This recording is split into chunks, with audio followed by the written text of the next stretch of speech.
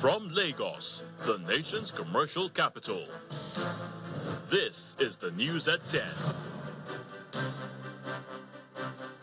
Live from Channels Television. Reporting tonight, Ayotunde Balogun. Hello and welcome. Tonight, Senate passes for second reading the Proceeds of Crime Bill 2025 aimed at amending the existing Proceeds of Crime Act 2022. The FCC and ICPC advocate stronger international collaboration to track, recover and manage stolen assets. Central Bank retains all economic parameters, keeps interest rate at 27.5%. And UN says no aid has been distributed in Gaza today as UK suspends trade talks with Israel. On business news tonight, Central Bank Governor Olayemi Cardoso gives assurance on the Naira's competitiveness on the currencies market. On sports news tonight, Tottenham and Manchester United meet in Bilbao on Wednesday night for the final showdown in the UEFA Europa League. From the nation's capital, 2025 Nigerian Public Relations Week holds in Uyo, the Akwa Ibom State capital, as participants stress the importance of effective communication in governance.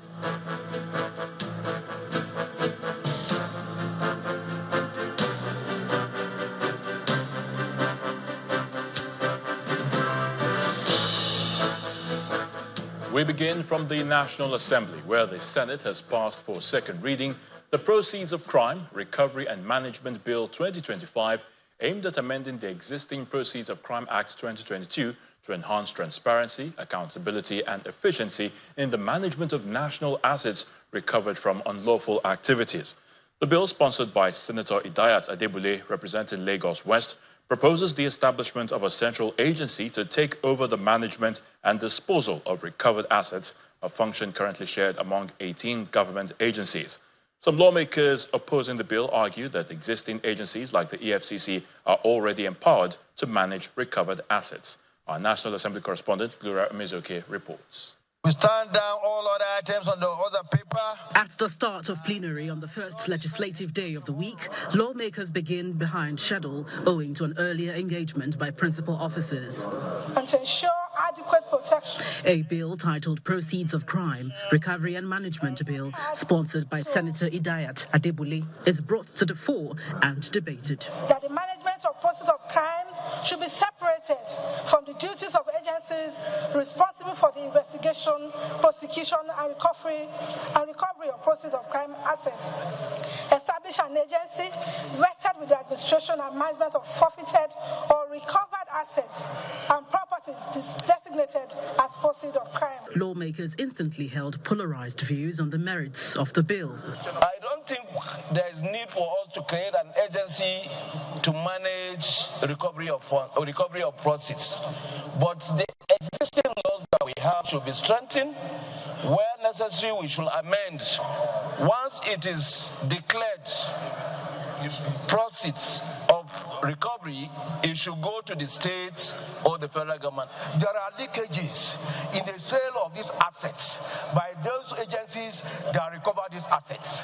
Okay, there are situations where these assets are sold to the staff of those agencies. And what she is saying that we need to block those leakages.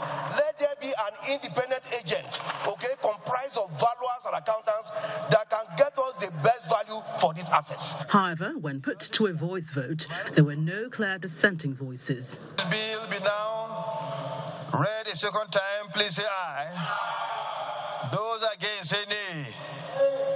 The ayes have it. Shortly after plenary, the Senate caucus of the People's Democratic Party convened a media briefing to address recent developments, including a fresh wave of defections of lawmakers from the party to the APC. Contrary to the insinuations that the PDP is in shreds and at the verge of collapse, the party remains very, very strong and will continue to work stronger. The caucus make explicit that the PDP is open to form alliances with like-minded political groups. As the biggest Of all the opposition parties, the PDP's umbrella is big enough to accommodate all persons desirous of coalition. The People's Democratic Party, therefore, should drive the coalition when and if it becomes necessary. Celebrating the emasculation of other parties and tilting towards the one-party state certainly will not advance the cause of democracy. Meanwhile, the Senate has passed through second reading a bill seeking to amend the National Assembly Service Pension Board Act 2023, aimed at reverting the pension arrangement for National Assembly staff, providing a clear template for payment and reconstituting the membership of the Pensions Board. From the National Assembly, Gloria Umezuke, Channels Television News. The Economic and Financial Crimes Commission and the Independent Corrupt Practices and Other Related Offences Commission are advocating stronger international collaboration to track, recover, and manage stolen assets. The anti-graft agencies made the call at an event in Abuja to assess Nigeria's asset recovery regime.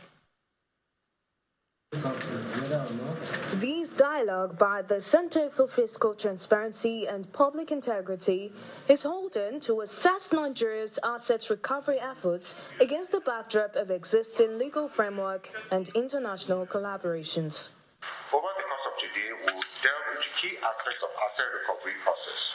We'll examine the legal framework, the institutional capacities of relevant agencies, the challenges of international cooperation, and the crucial need for transparency and accountability in the management of recovered assets.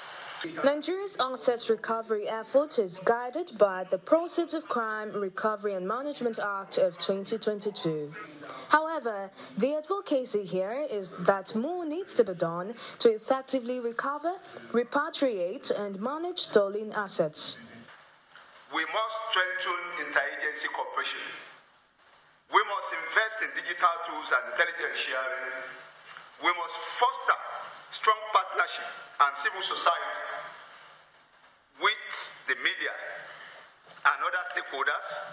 We must deepen collaboration and with international allies. How can we try to ensure that the culprits are brought to book, most especially those that are beyond our shores? We need to work in synergy. No single agency can fight corruption alone.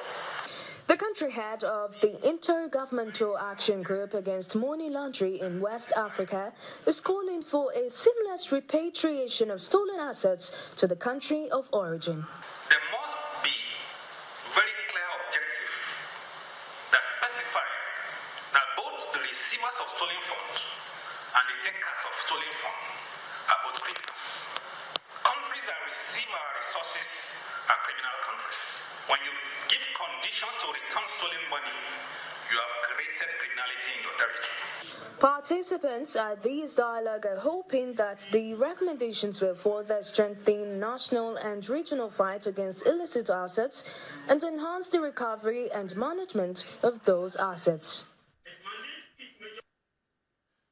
The Federal Ministry of Housing and Urban Development has taken delivery of a 753-unit housing estate in Abuja, forfeited by former Central Bank Governor Godwin Emefiele following an investigation by the Economic and Financial Crimes Commission, the EFCC. The handover ceremony, which held today at the ministry's headquarters in Mabushi, Abuja, was presided over by the Minister of Housing and Urban Development, Mr. Ahmed Dangiwa, and the Executive Chairman of the EFCC, Mr. Ola Olukoyede. Mr. Dangiwa described the recovery as a significant milestone in the federal government's determination to put recovered assets to productive use, emphasizing that the estate will be offered for sale to the public and for special government needs through a transparent process. He announced that the ministry will conduct a joint familiarization tour of the property with the EFCC, followed by a detailed technical evaluation to assess structural integrity and determine the cost of completing outstanding infrastructure.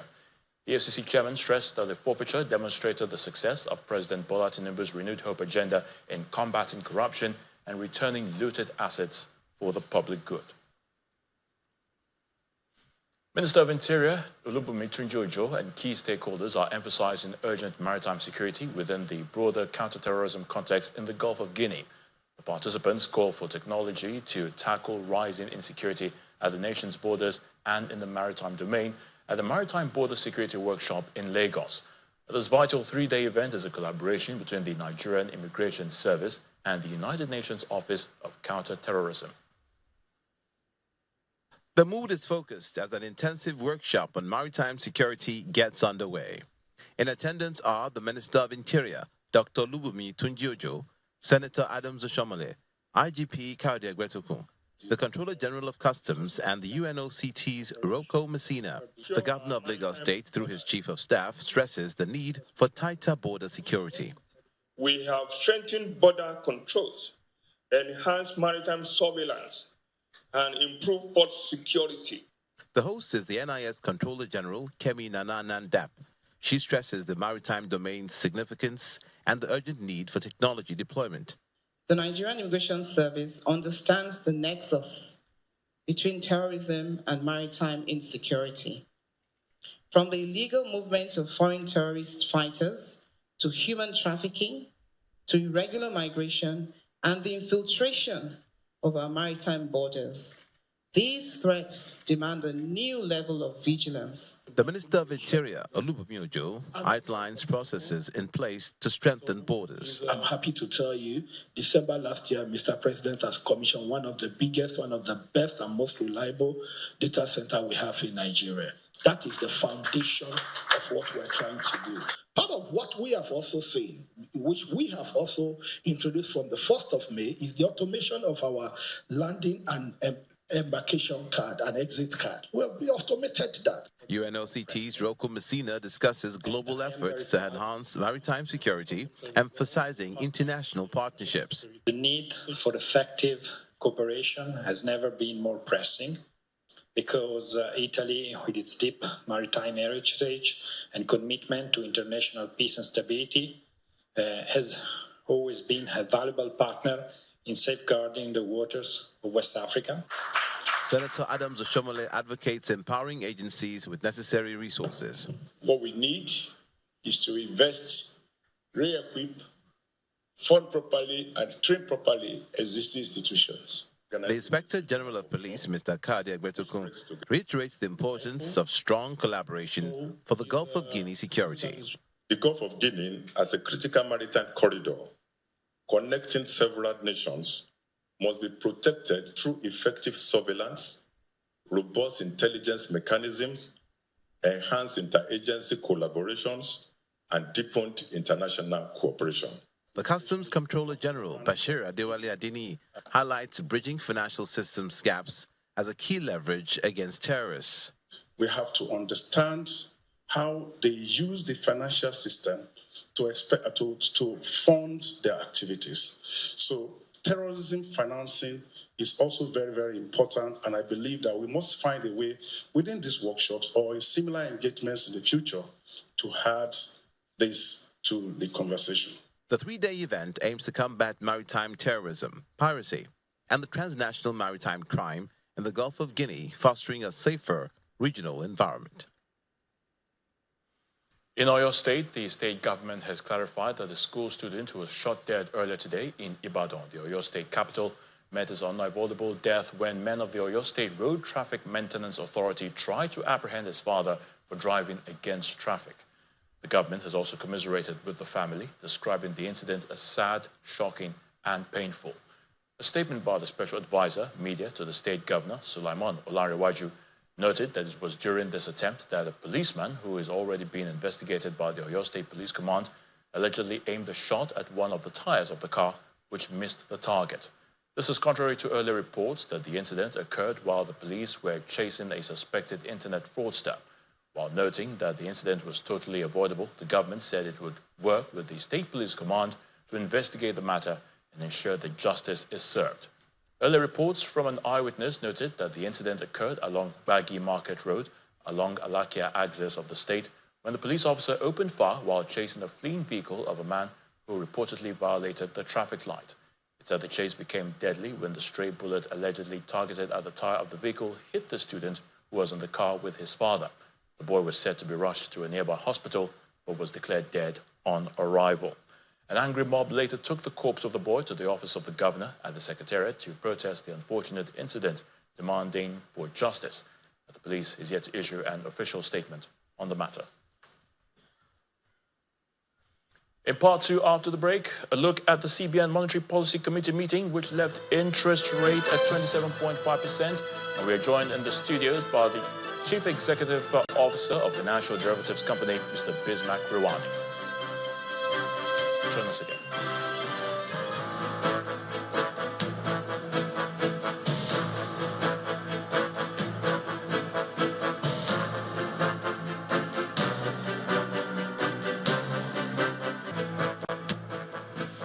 Welcome back. If you've just joined us, you're watching the news at 10 on Channels Television, broadcasting live from Lagos. A reminder of our top stories.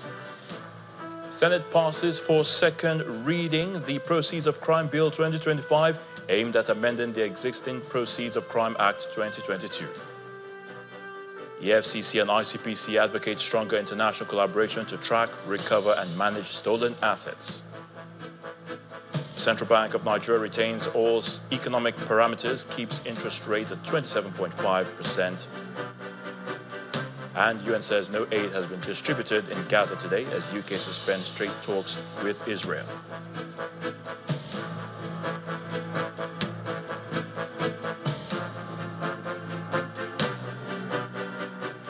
President Bola Tinubu has returned to Abuja, the nation's capital, following his trip to Rome, Italy, where he attended the inauguration of Pope Leo XIV. President Tinubu arrived at the international airport, the Nnamdi Azikiwe International Airport, that is, in Abuja, at 6:50 p.m. on Tuesday. That's today. He was welcomed at the presidential wing of the airport by senior members of his administration, including the Secretary to the Government of the Federation, George Akume, the FCT Minister, Nyesom Wike, as well as the National Chairman of the All Progressives Congress, APC, Abdullahi Ganduje. The president departed Abuja for Rome last Saturday following his invitation to the inauguration ceremony of the new pope. The Central Bank of Nigeria's Monetary Policy Committee has decided to maintain the monetary policy rate at 27.5%. The decision was reached during the committee's meeting held today as part of ongoing efforts to stabilize the economy and manage inflation. Our correspondent, Ladi Williams, tells us more. In a landmark 300th meeting, Nigeria's central bank has once again set the course for the nation's economic, with inflation easing in April, coming in at 23.71%, and food inflation at 21.26%. Due to the rebased data and necessity for clarity, it was a unanimous decision to retain all parameters with MPR at 27.50%. Governor Olayemi Cardoso highlights key reasons for this. The NPC noted the relative improvements in some key macroeconomic indicators, which are expected to support the overall moderation in prices in the near to medium term. These include the progressive narrowing of the gap between the Nigeria Foreign Exchange Market, NIFM, and Bureau de Change, BDC windows, the positive balance of payments position, and easing price of PMS.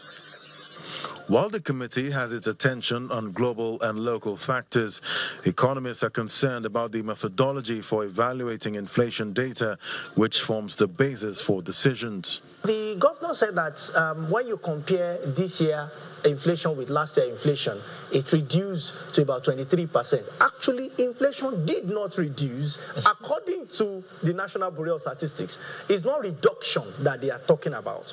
They are talking about a change in base year. It was over 30% based on the base year we were using last year.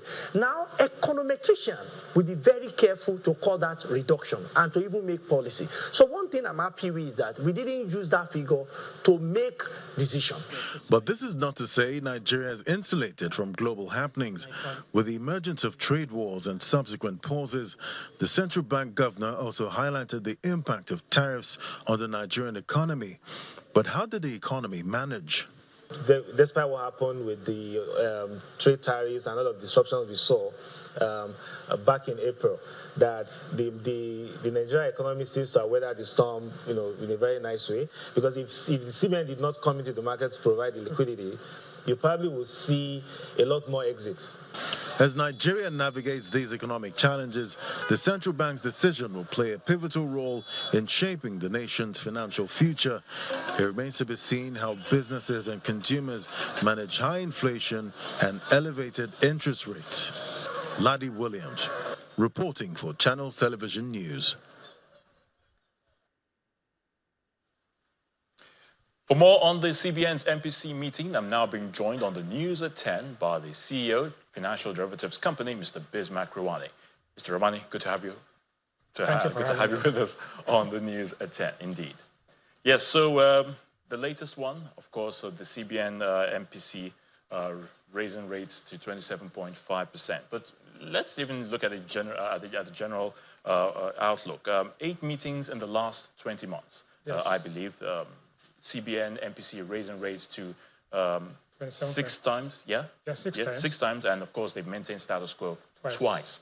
All right, so Mr. Rawani, is this a ritual or are we going through emotions? Let's start with that. Let's understand something. Raising rates is contracting what we call the tightening cycle.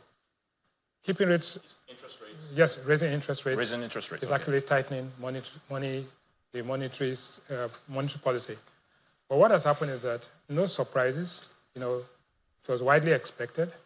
So maintaining the status quo is part of easing, because you can ease by bringing down interest rates, you can ease by maintaining the status quo, but also that is a move in the right direction. So there were no surprises expected.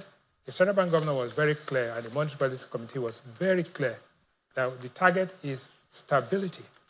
Stability in prices, stability in monetary conditions, and stability in the currency. Those were the main issues that were raised today. And as expected, the markets loved it. And that's what we see. So what do you think has prompted this decision by the CBN, to maintain status quo? Well, first and foremost, like you said, 6 times hike, twice status quo, no reduction. Cumulative interest rate so far has been 8.75. That's the interest rate hikes in the last 20 months. But inflation has actually come down, mildly. It's all about inflation. And essentially, 3 things were driving this: the exogenous environment, that is outside of Nigeria.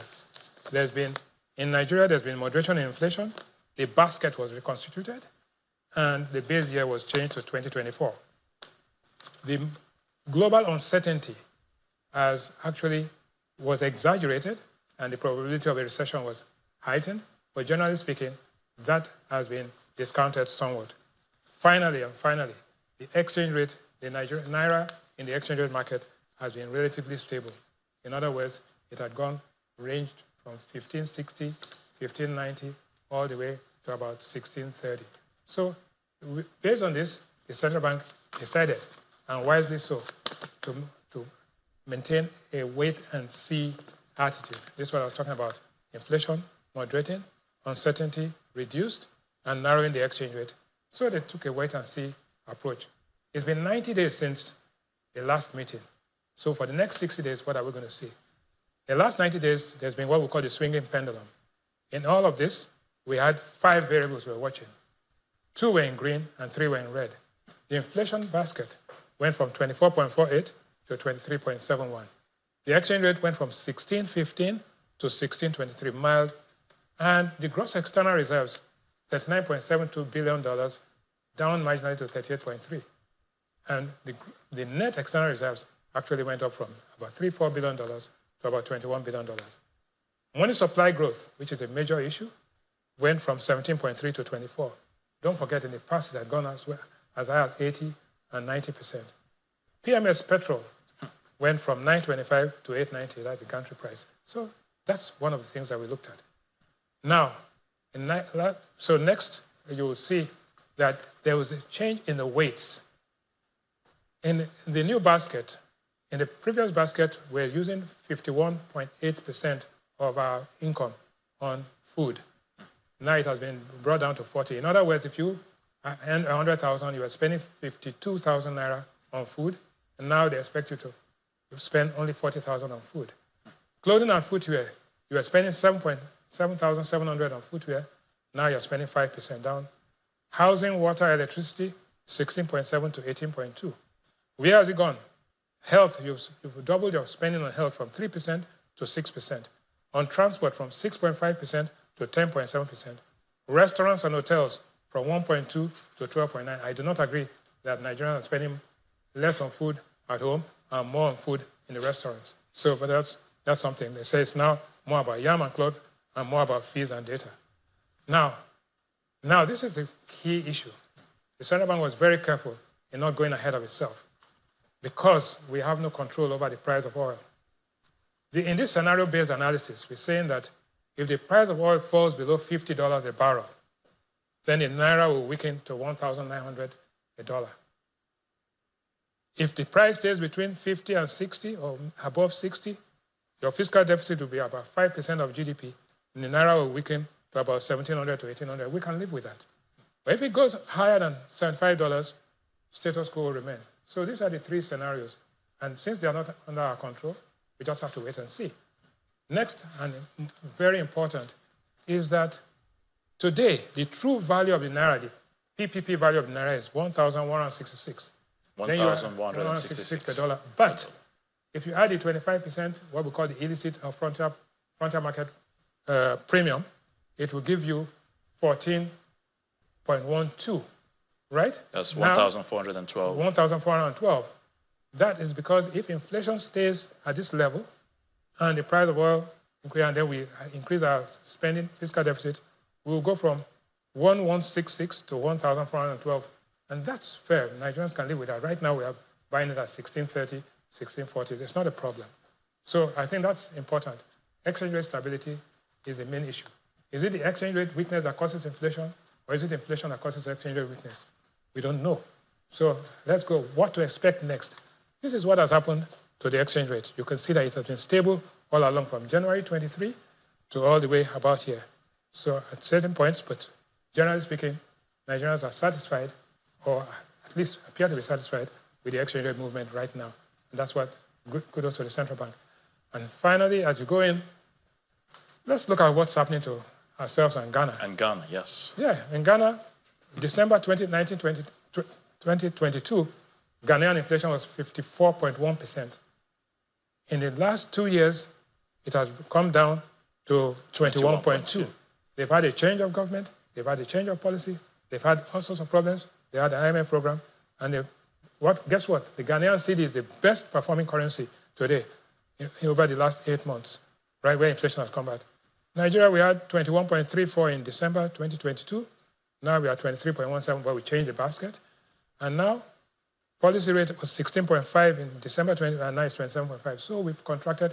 We're going along the same route. So we're doing some things right compared to our peers. Now, this is the food inflation basket. In January, if you look at these 5 variables, right, you'll find that one was amber, beef stayed at 7,200, and you'll see wheat flour has gone down. This is between January 25 and May 25. So, generally speaking, yams have gone from 12,000 to 10,500, beans has gone from 100,000 to 80,000, and rice has come down to 82,000 because there's this rumor that there's poisonous rice and all of that. But that will go back up. Garri is at 35,000 to 37,000, and tomatoes are up from by 100% to 70,000. So it does appear we're making a bit of progress. Between January 20, but if you go back to January 2024 to May 2025, that's where the problem is. You'll see that in the next slide. Now, this is it. In January 2024, 16 months ago or 18 months ago, yams were 9,000, it's now 10,500. Eggs were 3,800, it's now 5,500. You think you're doing well, but compared to January 2024, you're not doing well at all. Beef was 3,500 at that time, and it's now 7,200. Beans, 68,000, it's now 80,000. Look at rice was 70,000, it's now 82,000 naira. Garri was 25,000, it's up 37,000. Generally speaking, wheat prices have gone up by 42%. So what are you going to believe? The inflation number that says your inflation is up 24%, or the reality that between last year, January, and now, Prices have gone up by 42%. So it doesn't look as if we are really feeling no, the effect right? We are running faster in order to stand still. That's what we call it in economics. Now, value of transaction, but in all of this, people are spending more money. We have spent over 111 trillion in May alone. That's people spending velocity of circulation of money. Increased usage of POS, value of transactions up, and projected rise further in May after the Eid al-Kabir and all of that, May and June. Now, finally, there are three categories of Nigerians. There are survivors, which includes you. For you, food prices may go down a little bit, but transport fares stay flat. Your house rent is likely to go up, and your electricity bill is going to go up because you're in band A or what have you. Right?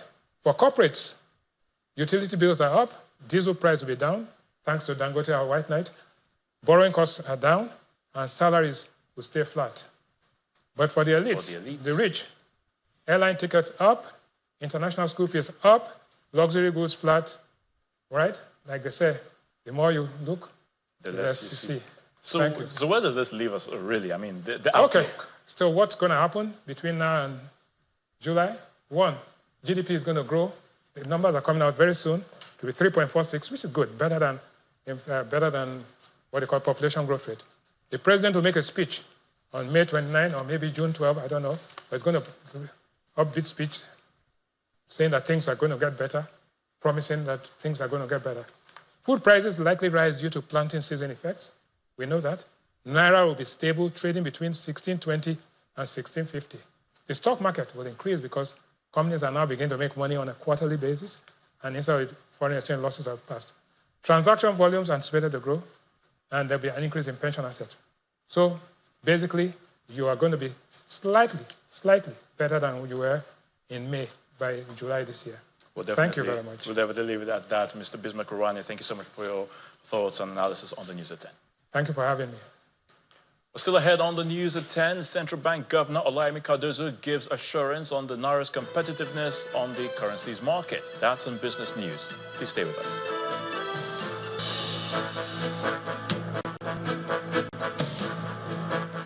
Welcome back. So let's head to the nation's capital now, where Millicent Walker is standing by to give us the latest from our Abuja studios. Great to see you again, Millicent. Over to you.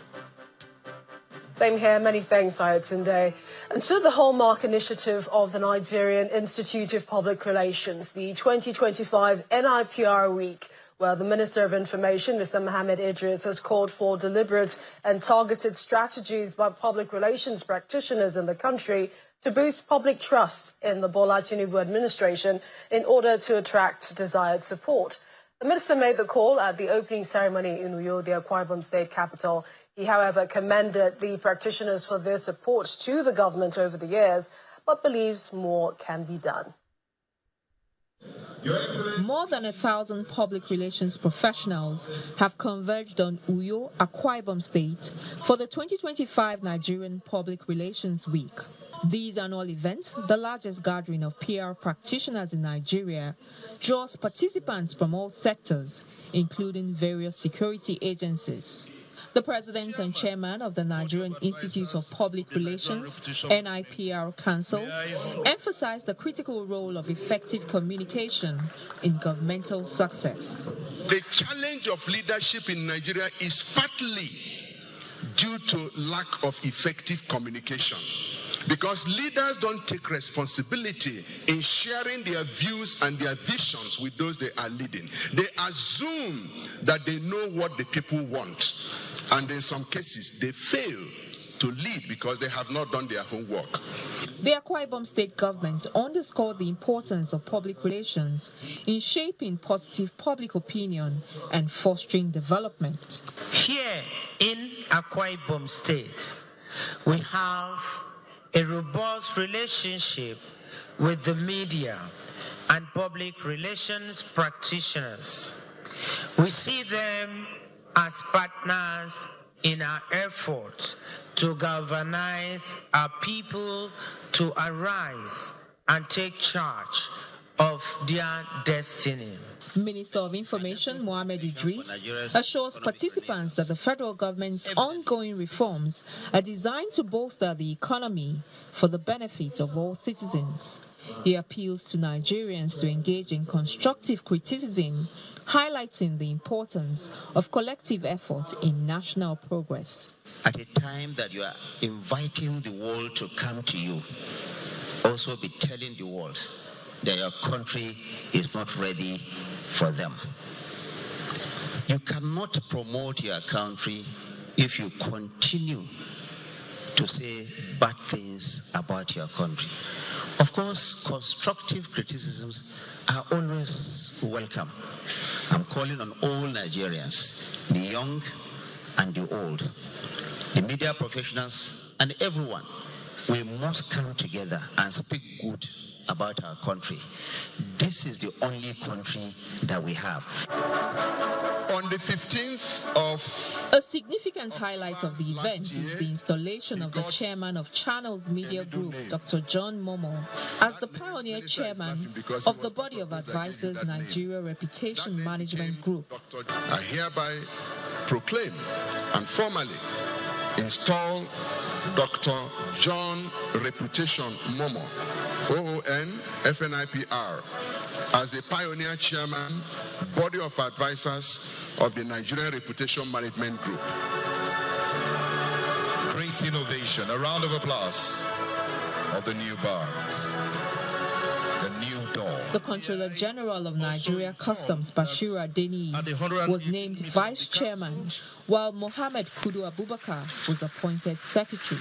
I consider this appointment not just a personal honor, but a call to national duty. At a time when narratives about Nigeria are too often shaped by others and not always in the ways that reflect our true potential, values and aspirations, the task before us is clear.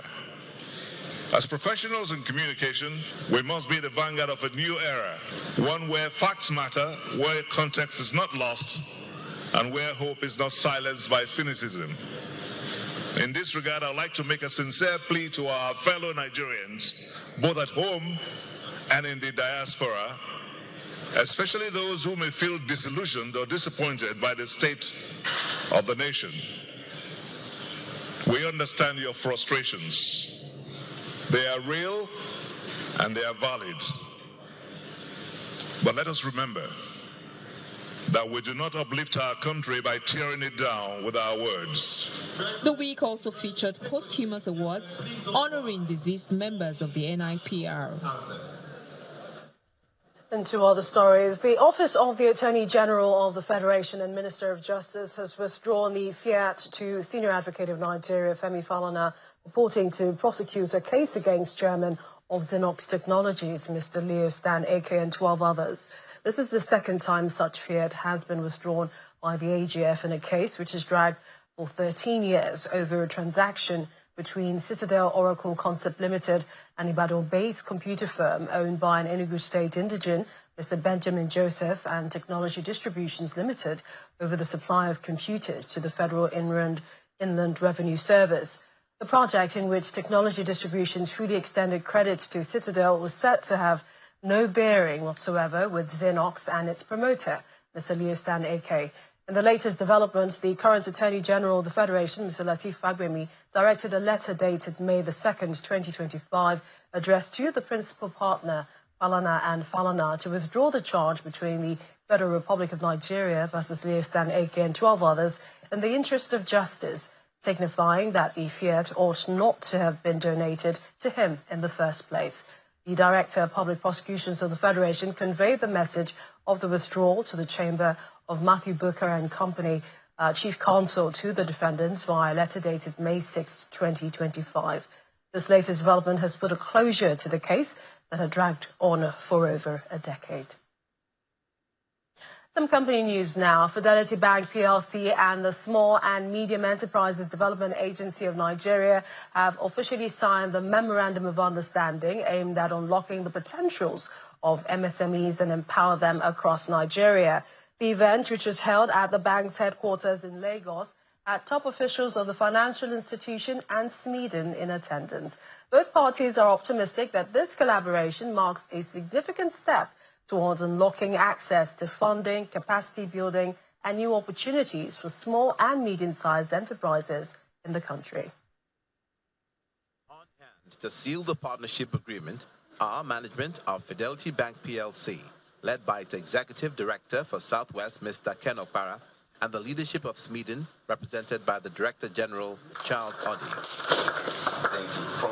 They are here to demonstrate that they remain committed to the growth of MSME subsector of the economy. The Executive Director, Lagos and Southwest Directorate of the bank, Mr. Ken Okpara, says this partnership is aimed at bridging gaps in this important subsector. Our Fidelity Bank will recognize that MSMEs are the backbone of our economy, contributing significantly to employment generation, wealth creation, national development, among others. This partnership with SMEDN is a strategic step towards bridging these gaps and empowering entrepreneurs with the necessary tools they require to thrive. In his remarks, the Director General of SMEDN identified finance as a major challenge, but is optimistic that this relationship will bring the needed relief to small business owners across Nigeria. 96% of the businesses in Nigeria have less than 200 employees and are not generating a revenue of over £1 billion. And so they fall under the purview that we have to help with the development. And because we can't do it alone, we have come to one of our partners, Fidelity Bank, and we're hoping that at the end of today, small businesses can start to see the light at the end of the tunnel. Central to this cooperation is making available that needed public-private sector support for small businesses, which has been one of the major hurdles hindering their proper development. If they have access to business capacity building, have access to funding at a single digit, and access to the marketplace, I mean, for us, that's very, very critical. And these are the key needs of SME in Nigeria. We understand, and there's an alignment with the thinking. And so we've come together to say, you're a movement by yourself, but with SMEDN, you'll be a force. Come, let us be a force for the MSME ecosystem. And that's what we've done here today. We've signed this MOU to make sure that our 39,654,395 nano, micro, small, and medium enterprises can feel the effect of the renewed hope agenda of President Bola Ahmed Tinubu. And that is what you've seen demonstrated here today. Just like its SME hub, Fidelity Bank believes this collaboration with SMEDN has the potential to shape Nigeria's economic future through the provision of funds and other assistance needed to turn small businesses into profitable ventures. And that's it from the nation's capital. It's over now to Dominic Iwiwu in Lagos for business news.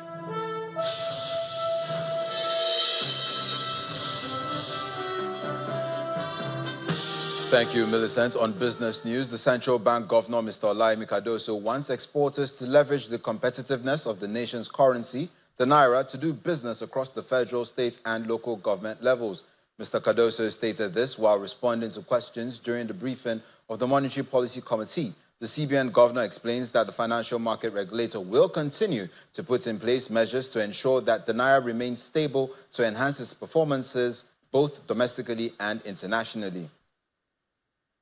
The domestic equities market traded cautiously with a bullish tilt on the CBN's MPC's decision day as buying interest in some consumer goods bellwethers caused the benchmark index to inch higher at the close of today's trading session. Willie Bong tells us more.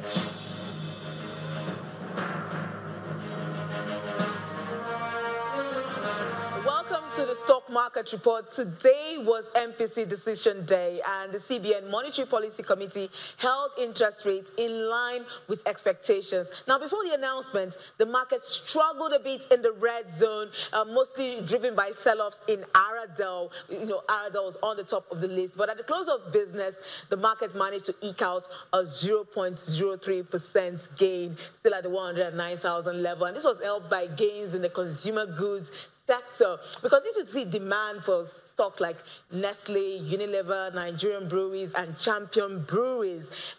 Fidelity Bank remains, if we look at the top trades, the most traded stock by volume. Seeing it, there's 60 million units traded today. The stock has been down in the last 2 sessions, probably in reaction to the news about the alleged bankruptcy. However, the CBN and Fidelity Bank have released statements to clarify and debunk the news, but we are yet to see the impact on the stock and the banking index. Overall, not much of a reaction from investors to the MPC decision today. We'll wait to see how tomorrow plays out. And that's the stock market report. Will Ibong signing out.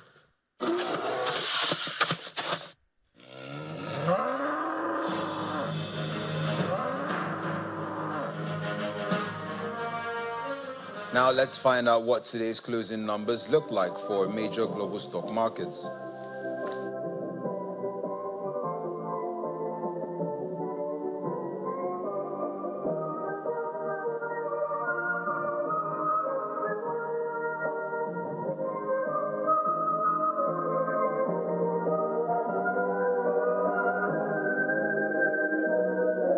And that's it on business news. Back to Ayotunde for the rest of the news at 10.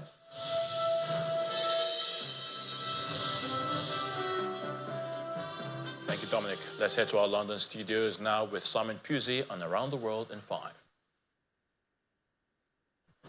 Good evening and welcome to the Channel studios here in London with your international news around the world in 5. France, the United Kingdom and Canada have issued their strongest condemnation yet of the way Israel is fighting the war in Gaza. In a joint statement, the leaders of the 3 countries said, "We have always supported Israel's right to defend Israelis from terrorism. This escalation is wholly disproportionate. If Israel does not cease the renewed military offensive and lift its restrictions on humanitarian aid, we will take further concrete actions." Benjamin Netanyahu's decision to allow what he called minimal food into Gaza was, they said, wholly inadequate. Mr. Netanyahu has hit back, saying the leaders in London, Ottawa and Paris are offering a huge prize for the genocidal attack on Israel on October the 7th, while inviting more such atrocities. Prime Minister Netanyahu, end this blockade now and let the aid in. Regrettably, Madam Deputy Speaker, despite our efforts, this Israeli government's egregious actions and rhetoric have continued. They are isolating Israel from its friends and partners around the world, undermining the interests of the Israeli people, and damaging the image of the State of Israel in the eyes of the world. Therefore, today, I'm announcing that we have suspended negotiations with this Israeli government on a new free trade agreement. I was very happy when President Trump proposed full ceasefire. Volodymyr Zelensky has accused Russia of trying to buy time to continue its war in Ukraine, a day after Donald Trump said progress towards a ceasefire had been made in a call with Vladimir Putin. Following separate calls with Zelensky and Putin on Monday, Donald Trump said truce talks between Russia and Ukraine would start immediately.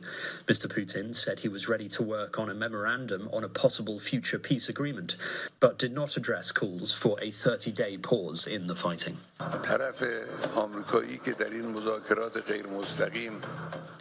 Iran's supreme leader has expressed doubt that nuclear talks with the US will lead to a new agreement, saying it had made excessive and outrageous demands on uranium enrichment. The US President Donald Trump said last week that Iran had sort of agreed to the terms of a deal following 4 rounds of talks mediated by Oman since the 12th of April. French authorities have launched a nationwide hunt for thousands of tiny Chinese-made telephones used by convicts to continue criminal activities from inside prison. The telephones, no bigger than a cigarette lighter, are almost entirely plastic and have a reputation for being virtually invisible to metal detectors. Under Operation Prison Break, announced on Tuesday by the cybercrime branch of the Paris Prosecutor's Office, prison officers have been authorized to conduct searches in 500 cells in 66 detention centers. According to Le Monde newspaper, the devices were nicknamed suppositories by prison inmates because of their ease of concealment. Niwaombe katika matamko yanayotoka ni vyema wizara na vyombo vyetu vya ulinzi na usalama. Tanzania's President, Samia Suluhu Hassan, has warned activists from neighboring Kenya that she will not allow them to meddle in her country's affairs and cause chaos. Her comments came after prominent Kenyan lawyers and rights campaigners were deported, preventing them from attending the court case of an opposition leader charged with treason. Human rights groups are concerned that the Tanzanian government is increasingly cracking down on the opposition ahead of elections in October.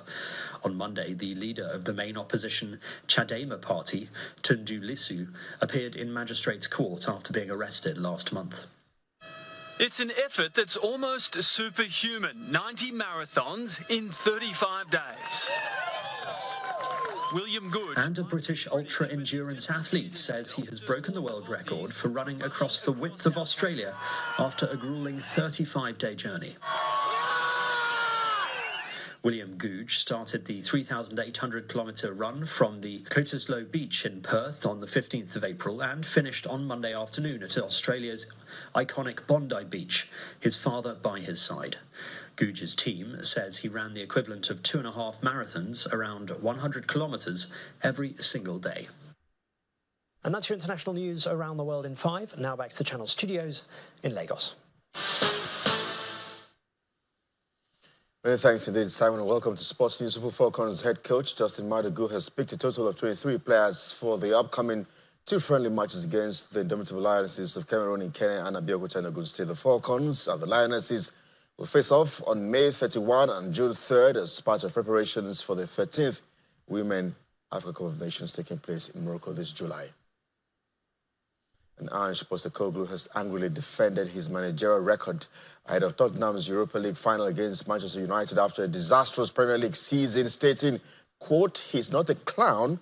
Spurs face United in Bilbao this Wednesday night with a chance to win their first trophy for 17 years, which would mean qualification for next season's Champions League.